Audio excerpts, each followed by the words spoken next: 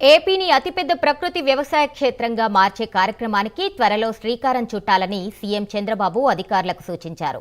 ప్రస్తుతం రాష్ట్రంలో 18 లక్షల మంది రైతులు 20 లక్షల ఎకరాల్లో ప్రకృతి వ్యవసాయం చేసేందుకు ముందుకు వచ్చారని అన్నారు. దీనిని సమర్థవంతంగా అమలు చేస్తూ 2030-31 నాటికి 40 లక్షల మంది రైతులు 50 లక్షల ఎకరాల్లో ప్రకృతి సాగు చేపట్టేలా చూడాలని స్పష్టం చేశారు. వ్యవసాయం అనుబంధ శాఖలపై అధికారులతో సెక్రటేరియట్లో సమీక్ష నిర్వహించిన సీఎం రసాయన ఎరువుల వినియోగాన్ని పూర్తిగా తగ్గించాలని, దీంతో రైతులకు పెట్టుబడి వ్యయం తగ్గి పంట ఉత్పత్తులకు అధిక ధర లభిస్తుందన్నారు. ప్రకృతి సాగు ఉత్పత్తుల నాణ్యత తెలిసేలా సర్టిఫికేషన్, ట్రేసబిలిటీ సదుపాయం కల్పించాలన్నారు.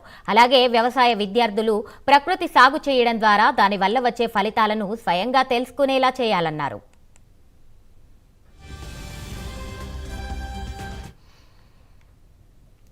రాష్ట్రంపై ఎల్ నీనో ప్రభావం కారణంగా రైతులు నష్టపోకుండా అధికారులు ముందస్తు చర్యలు తీసుకోవాలని, వర్షాభావ పరిస్థితులు నెలకొనే ప్రాంతాల్లో సాంప్రదాయ పంటల స్థానంలో ప్రత్యామ్నాయ పంటలకు ప్రణాళికలు రూపొందించాలని అధికారులకు సూచించారు. ఏఐ ఆధారిత క్రాప్ అడ్వైజరీ, భారత్ విస్తార్ వంటి వాటిని రాష్ట్రంలోనూ వినియోగించుకోవాలన్నారు.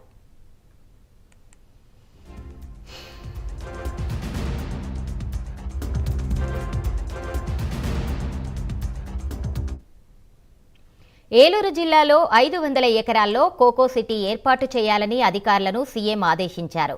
కల్టివేషన్, ప్రాసెసింగ్, మార్కెటింగ్ ఇలా అన్ని అంశాలు అంతర్జాతీయ స్థాయిలో కోకో సిటీలో ఉండాలన్నారు. మామిడి, కోకో, జీడి మామిడి, కొబ్బరి తోటల్లో అంతర్ పంటల సాగుకు అవకాశాలున్నాయన్నారు. రైతుల్ని ఆ దిశగా ప్రోత్సహించాలన్నారు. అరటి ఉత్పత్తిలో దేశంలోనే 2వ స్థానంలో ఉన్నప్పటికీ ఎగుమతుల విషయంలో వెనుకపడ్డామని, ఎగుమతులపై దృష్టి పెట్టాలని సూచించారు.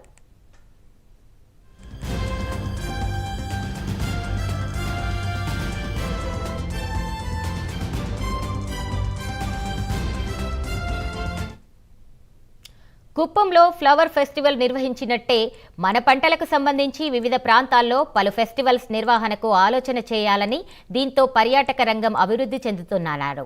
లాజిస్టిక్ ఖర్చులు తగ్గించడం ద్వారా వ్యవసాయ ఉత్పత్తులకు మార్కెట్ విస్తృతమవుతుందన్నారు. అవసరమైతే కేంద్రంతో మాట్లాడి మన వ్యవసాయ ఉత్పత్తుల రవాణాకు ప్రత్యేక రైలు బోగీలు ఏర్పాటు చేసేలా చూడాలన్నారు.